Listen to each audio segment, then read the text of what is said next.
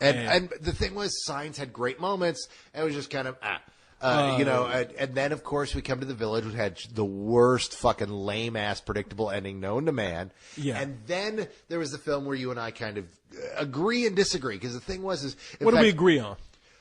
We agree on the fact that he made a lot of mistakes in that movie. That there were things that he just did wrong. I actually enjoyed it.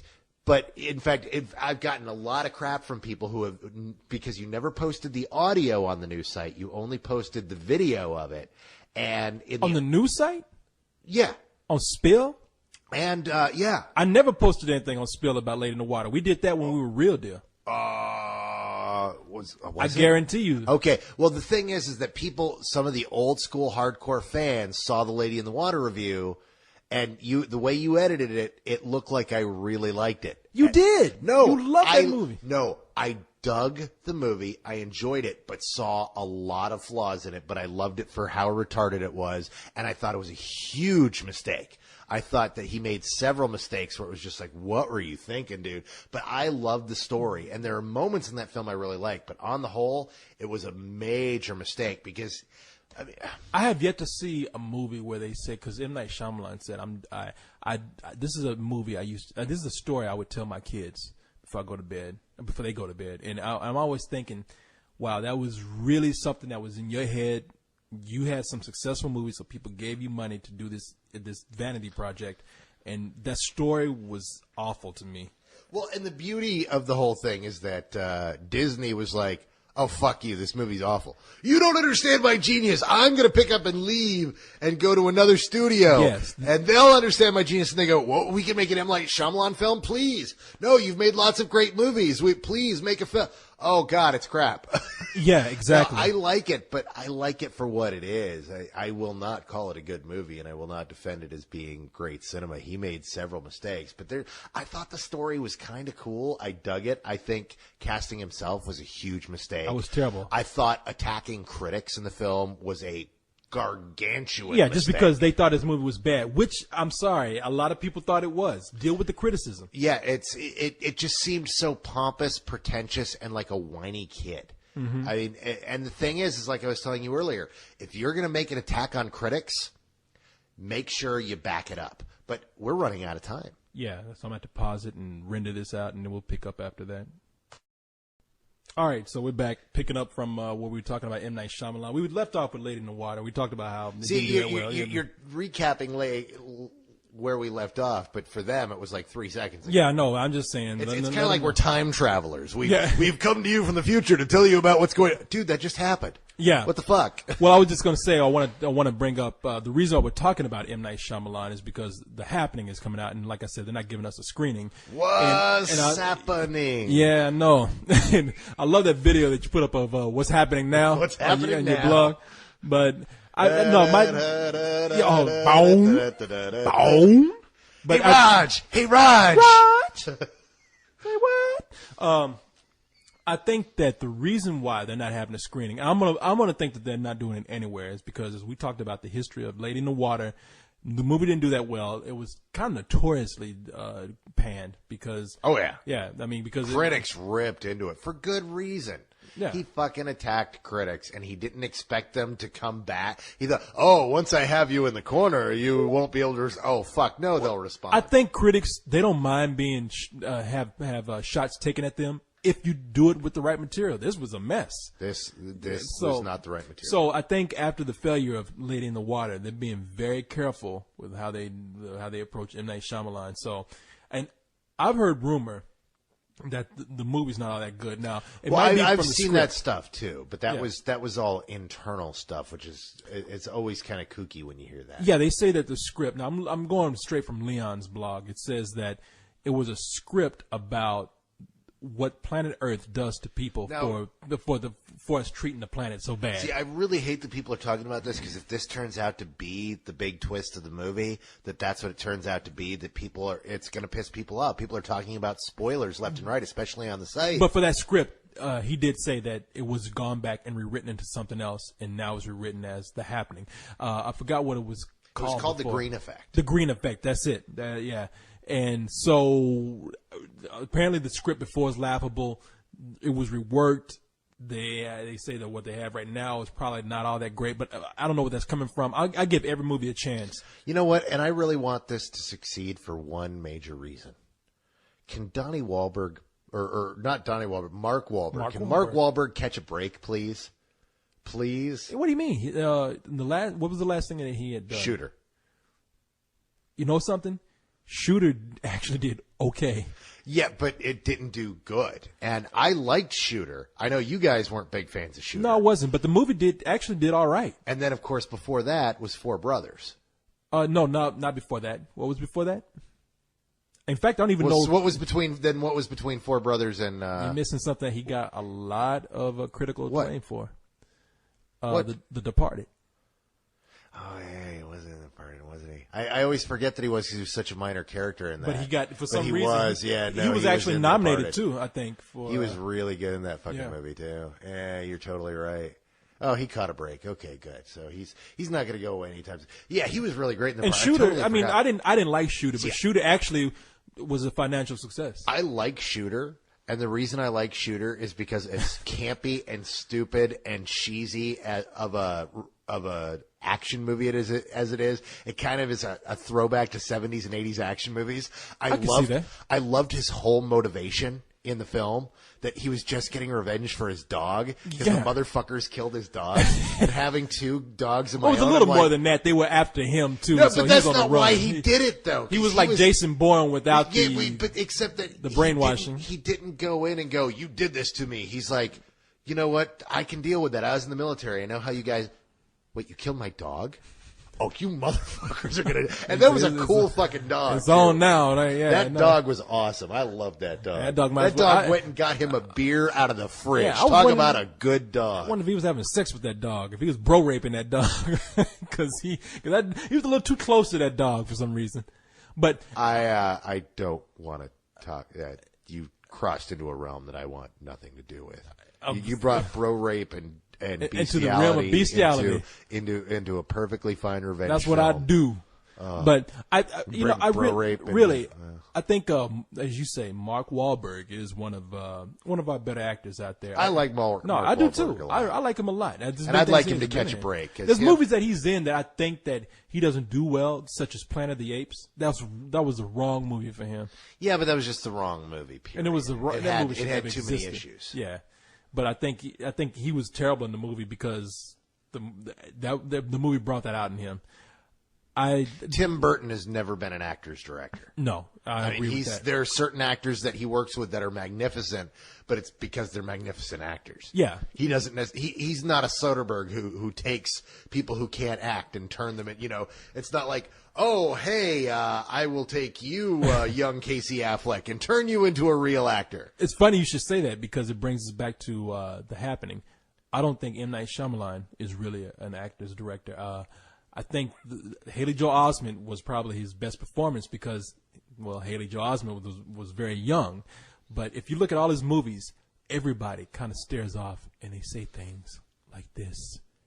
And it's real easy to make you think that people are acting when it's just they're not doing anything. You also look at his films and he does kind of, it's like, oh, wow, well, he got a great performance out of, oh, yeah, Adrian Brody. Yeah, of course he got a great performance. Oh, yeah, well, he was really good at, oh, yeah, no, that was Bruce Willis, and Bruce Willis is kind of awesome, and Bruce Willis had Tony Colletti, and oh, wow. Yeah. And you start going through and you're like, wow, well, Mel Gibson and Joaquin Phoenix, yeah, those guys are pretty awesome. But even in those movies, I think if you look, there's a pattern where people are just very reserved and quiet. And what's the film that doesn't have great performances? Which one is the movie that doesn't have? Would it be Lady in the Water? That's right, because it's him and like a bunch of people that nobody's fucking heard of. Well, he has. What is his main actor in that movie? M. Night Shyamalan. No, it's not. You mean the actress or the Paul actor. Giamatti? Paul Giamatti, one of the best actors that we have, and he can't get a good performance out of the guy.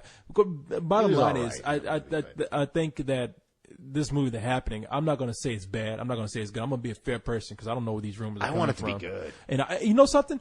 I saw the Red Band trailer where people are stabbing themselves in the neck and somebody lies. I haven't seen that yet. Oh, you haven't seen it? No. I won't say anything. Go watch it. It is freaky to watch. This is M. Night Shyamalan's first rated R movie, and they say that in the trailer. I've never heard anything like this. On the commercials on TV, they actually have an announcer saying M. Night Shyamalan's first rated R movie. It reminds me of what was that movie, The 13 Ghosts, and the TV spot for that was 13 Ghosts is rated R for sexuality, gore, and extreme violence. Really? They said that? Oh, yeah. And it's just like, you're sitting there going, hell yeah. And you go in and go, the first 5 minutes, you're like, dude, this movie's awesome. And then in the rest of it's 13 Ghosts, which is a big piece of shit. And that movie was terrible. I can't Stinky. believe all the shit that you like is in this movie. Yeah.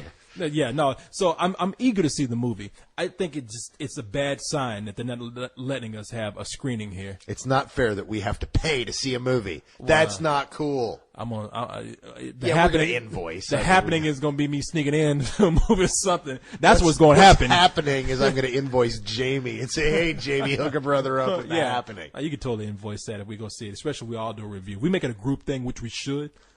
Then I don't like the way you said that. I didn't say we all can go in the theater and have sex with each other. I said we can go watch a movie. So get your mind out the goddamn gutter right over there. Now, all right, bro rape. Told you you'd be obsessed with bro rape. I'm curious. Not curious enough for you to bro rape me, but I'm curious to where this all came from. Somebody sent in some good email right here because we're going to wrap this show up. I wondered why we were continuing. I knew you had to have some email. Yeah, no, I liked to continue. Dear Corey, I think you are awesome and your earring is sweet. Thank you very much. No, it was a couple of good emails. We have this first one here, which relates to Sex in the City, in which I'm going to sum this up because it's kind of long. I'm just going to wrap it up real quick and say, make it quick. They want. I don't want to talk about this movie. No, because it has something to do with something that you might be able to answer really well. They say that. Oh, here, wait a minute. Here's a sentence I can read right here. Let me see if I can see it. Wow, we've got that air. I know. You need to find that sentence and quick, my man. I know. I'm trying to search for it. You had me sitting here, and then we've got nothing. I need fucking glasses is what I need because I'm looking at this and I can't tell. People, let me tell you something. Write short emails. Get to the point quick because what you wrote right here, my man. I don't even get this guy's name. It could have been something real quick. Apparently, there was something about Sex in the City saying that the movie appealed to a lot of business women. Of course, this is the movie that women want to see. But in that same article, he says that there's this debate, and here's the sentence that I'm actually reading from the email. There's this debate that women aren't interested in action movies, which I call bullshit on. That's what he says. And that they don't do well with females because just females don't want to see action movies. And he wants to know, first of all, if an action movie has a female heroine, would that help? And second of all, is it bullshit that females don't like action movies, period? Well, it's not that females don't like action movies, period, but generally, as a whole, it does not appeal to them. Yeah, and I don't think it takes rocket science to figure that fucking thing out. No, Come exactly. on, baby, let's go see the Jean-Claude Van Damme movie. No, I don't want to see that fucking movie. But he Jean-Claude mentions Van Damme. No, but the heroine. Now, first of all, a movie with a female heroine, and I think he mentions this in his email also, is not going to keep man away because we can go back and look at, as you say, blaxploitation movies, which I'm doing a webcam about this where we have Pam Grier as Coffee and. Well, let's even skip that. Let's talk about Linda Hamilton. Well, we've got Sigourney Weaver. Sigourney Weaver. I was going to say that too. No. There have been several great female heroines over the years that have, appealed, and in horror films, for Christ's sake, there's several great heroines that come out of horror films. No, I don't. Really, the sex issue. I mean, it is what it is. I mean, chicks don't necessarily dig action films, and dudes don't necessarily dig romantic comedies, but there are people that like both. Yeah. I mean, it all comes down to boys play with trucks, girls play with dolls. But in the middle, we have people who, like on our site, there's all these women who come in and girls who are saying, I'm not going to go see fucking Sex in the City. And, dude, I love romantic comedies. I catch a lot of crap for that. But you know what? I fucking love the things. I'm retarded for them. Yeah. What are you going to do? Exactly. And as much as I come across as a sexist, I really don't like the reason women. The reason why I don't like romantic comedies is because I don't think that women are portrayed fairly well in them. Well, now there's several that I loathe for that very reason. You look at things like How to Lose a Guy in 10 Days. And Never saw that. Oh, you so lucked out. That's a bullet that you dodged there, Neo. You went all Matrix on that shit. That movie was awful. I am too much of a person who, no matter how I come across, I am concerned about how women are portrayed in movies and the romantic comedy. And you've told me that I don't like them. I mean, I don't hate them. There are a few that I like. I never really say bullshit on a lot of them. I say rent off on most of them because there's nothing new there. But the other thing is that they don't show women really in any new light except in the role that we expect them to be in. And that is the role where they're dependent on a man and that they're love-starved and they can't get along after they're 40 years old. And I think that that's kind of bullshit. Even Sex and the City kind of did the same thing, which I thought was bullshit. Heroines in movies, though. This guy mentions Kill Bill. I thought, while I wasn't crazy about the Kill Bill series, I think Uma Thurman's a really kick-ass character. You mentioned Sigourney Weaver. Yeah, no, I mean, of course, I just watched Kill Bill again on my projector just this last week, and that's how I broke its cherry. Was I finally got my new HD projector set up, and I put on Kill Bill Volume 1 and 2, and that was awesome, dude. No, you can very easily do that, but you need the right. Just like any action movie, you can't make anyone an action hero. The person has to have that spark. Yeah, and having a heroine as your action star, is that going to increase the amount of females you get into that movie? Actually, I don't think so. No. But are men going to discriminate against it? No. Hell as long as it's a kick-ass movie. No, dude, let me tell you, you want to make $100 million? Get Michael Bay to direct a movie starring Megan Fox that involves explosions. Yeah. I mean, look at Underworld, movies that I don't think are that good. Let's not look at Underworld. But piece of shit. Those movies, second one I actually kind of like watching, but you have Kate Beckinsale. In those, is it Kate Beckinsale? Yeah, it's Kate Beckinsale. Okay, and she's a kick-ass heroine. I mean, I'm not saying the movie's kick-ass or anything, but she does go in the movie. She kicks a lot of ass, and she looks good doing it. And that's even better for a guy. If you can have a heroine in a movie that's kind of sexy. If you can watch shit blow up and jerk off at the same time, why not? There you go. Just put her ass in some tight leather, have her bend over when she's stabbing somebody. Shit, you got a movie right there. Guys will love that shit. Guys want a girl that can kick their ass anyway. I know I do. Fucking beat the shit out of me. Just make sure you give me a good time in bed. We got it. Speaking of relationship stuff here, we always get relationship questions, and I don't understand why. I don't understand, but I read them because for some reason people send them to us, and I'll answer them. I don't know how this all started, but hey, I will try to answer if I can. And this one's kind of sad, man. Going back to the depressing shit. It says. Hey, I know you may or may not reply to this, and lo and behold, we are replying to this because it has something to do with movies. But this is very personal to me. My girlfriend passed away a while back, and I'm having trouble trying to move on with it. And when I listen to you and Carlisle's Coco's, you guys seem to give good advice to people, and I was just wondering, can you give me some advice or something that can help me at least try to move on? Because I feel like it's breaking me. This whole thing that I've been going through. No, I don't know because I ain't had nobody pass away like that. But he says, well, thanks. And this is from Taylor. Taylor, I don't know how young you are. I don't know what you're going through because I've never had a girlfriend pass away on me. That would be kind of shitty. And that would actually kind of scare me. But I don't know what you do. I mean, what do you do when a relative moves on? I mean, when a relative dies? You move on, man, especially if you're a young guy. You grieve, and that's natural human reaction. But after that, you learn not to dwell on it, and you realize that there's a life out there. And I don't know what more to tell you than that. Go out and watch Sleepless in Seattle. That's what I recommend.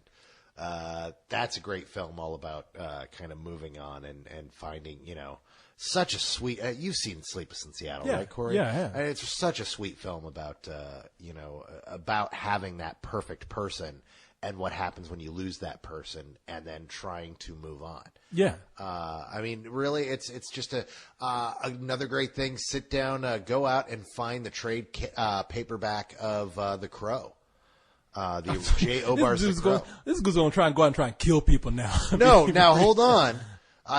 You've read the original. I have read the original. Yeah, and Crow. What happened? It was the story of J. Obar. J. Obar, yeah, working through the feelings he had when he lost his girlfriend. Exactly. When she died in a plane crash. Mm-hmm. And so he was working through that through the comic book The Crow.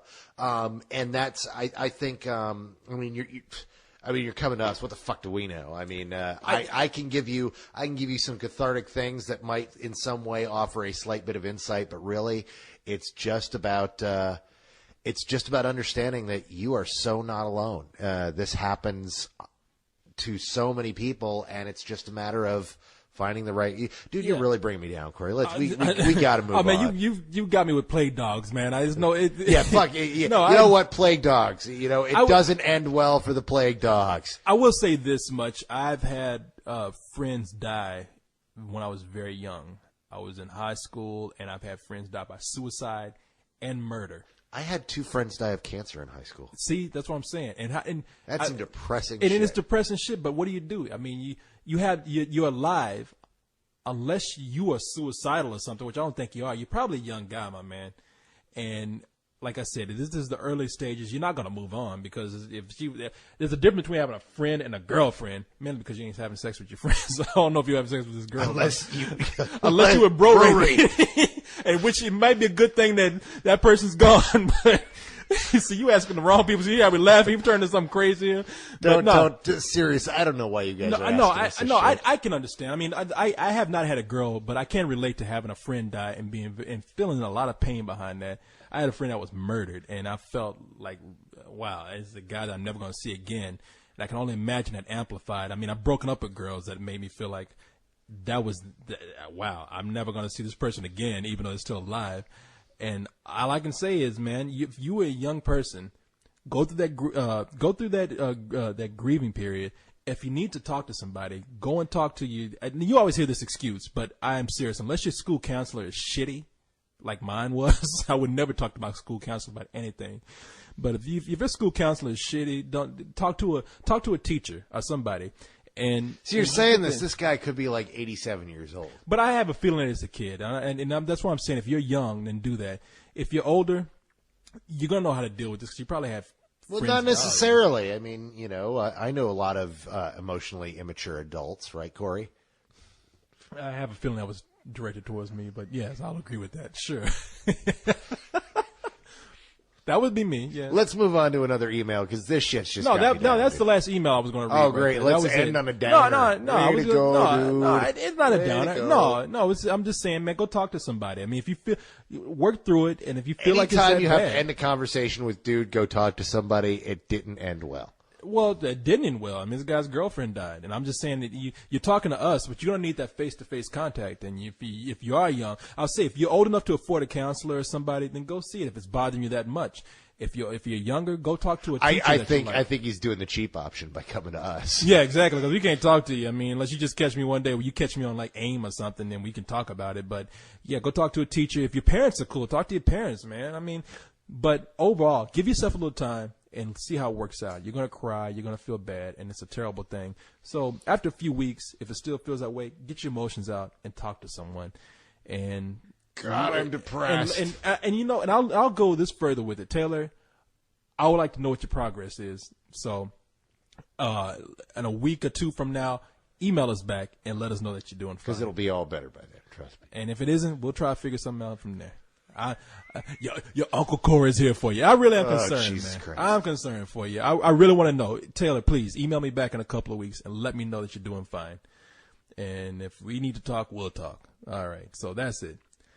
You got anything you want to close out with? I was hoping you had more email because now I'm just down. Dude. Oh, wait a minute. Look at this. I have an email right here. Excellent. Oh, my God. Thank God. It says, holy crap. Man, I am the happiest guy in the world. And I just want to let you know that everything is wonderful and right in my life. Oh, that's what I needed. That's the spot right there. Oh, God. I'm in a world of rainbows and puppies now. It's awesome. It's just fantastic. Ooh, look, it's a unicorn factory. Oh, how awesome is that? Taylor, I will say this. I can tell you what not to do. Don't go watch Plague Dogs. Don't go watch When the Wind Blows. Don't go watch Cannibal Holocaust. That's the biggest advice you can give you right now. Oh, dear Christ. The thing is people are going to go, they're going to Netflix this thing, and we're going to, all of a sudden, yeah, all we can say, all of a sudden, the hits on our site are going to drop by half.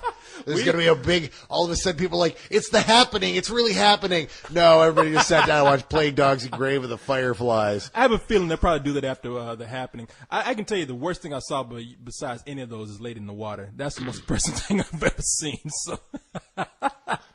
Oh, really? That's the most depressing? That was The Happening to me. I wanted to hang myself after that movie.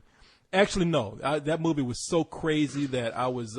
You were laughing, dude. We were hooting and hollering outside. The end of that movie, what Eagle flew off with that chick. I was like, that's crazy. I got to give this guy applause for ending the movie with such ballsiness. Excuse me. So anyway, you got anything you want to close out with? Because we're gonna get out of here. I got nothing. We've gone over an hour, man. I'm tired. Well over an hour. Well over an hour. I'm tired. I gotta get out of here. Is that it? Dude, I think that's it. All right. Well, say good night, Gracie. Good night, everybody. All right. Then good night, everyone. I'm going to go hang myself.